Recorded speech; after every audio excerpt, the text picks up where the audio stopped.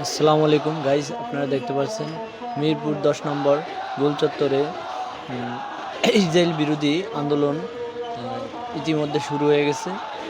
আপনারা যারা যারা যোগ দিতে চান আসেন আমাদের সাথে ইসরায়েল বিরোধী আন্দোলনে। আমরা এখান থেকেই আওয়াজ তুলি। এখানে আপনারা দেখতে পাচ্ছেন ইতিমধ্যে লোকজনের অবস্থান শুরু হয়ে গেছে। আমরা বলতে পারি যে আরও কিছুক্ষণ পরে দেখবেন যে এখানে প্রচুর মানুষ জড়ো হয়েছে। এখন তো আপনার প্রথম অল্প দেখা যাচ্ছে, কিন্তু কিছুক্ষণ পরে আপনারা জায়গাই পাবেন না। তাই বলতেছি তাড়াতাড়ি চলে আসুন মিরপুর 10 নম্বর গোল চত্বরে। আজ এখান থেকেই আমরা আওয়াজ তুলি আমাদের ফিলিস্তিনি ভাইদেরকে বাঁচানোর জন্য। আমরা এখান থেকেই আওয়াজ তুলি। যারা যারা এতে অংশগ্রহণ করতে চান তারা মিরপুর 10-এ গোল চত্বরে চলে আসুন। আপনারা আমাদের সাথে একই সাথে আওয়াজ তুলুন জুলুম এবং জালেমের বিরুদ্ধে। আমরা এখান থেকেই আওয়াজ করে জানিয়ে দিব পুরো মুসলিম বিশ্ব তাদের কাছে কখনো মাথা নত করেনি, করবেও না। আপনারা দেখতে পাচ্ছেন এই যে আস্তে আস্তে কিন্তু অনেক মানুষ জড়ো হয়ে গেছে। কিছুক্ষণ পরে দেখবেন মানুষের ঢল লেগে গেছে। আপনারা যারা আসবেন তাড়াতাড়ি চলে আসেন মিরপুর 10 নম্বর গোল চত্বর।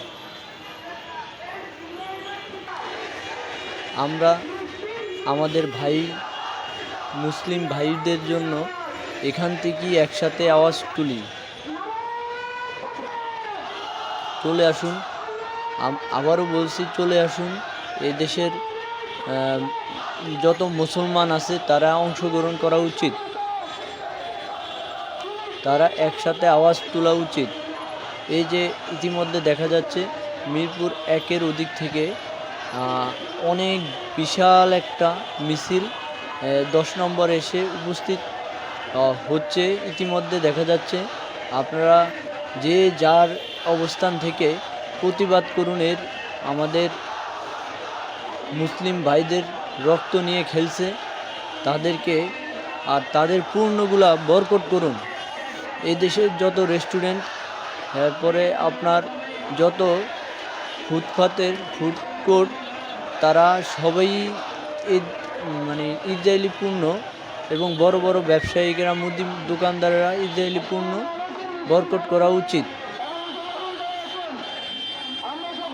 আমরা এদেশের মানুষকে একবারই বলতে চাই, ইসরায়েলি পণ্য বয়কট করেন। আর দেশকে এবং ফিলিস্তিনি মুসলমান ভাইদেরকে রক্ষা করার জন্য সবাই যার যার স্থান থেকে আওয়াজ তুলুন।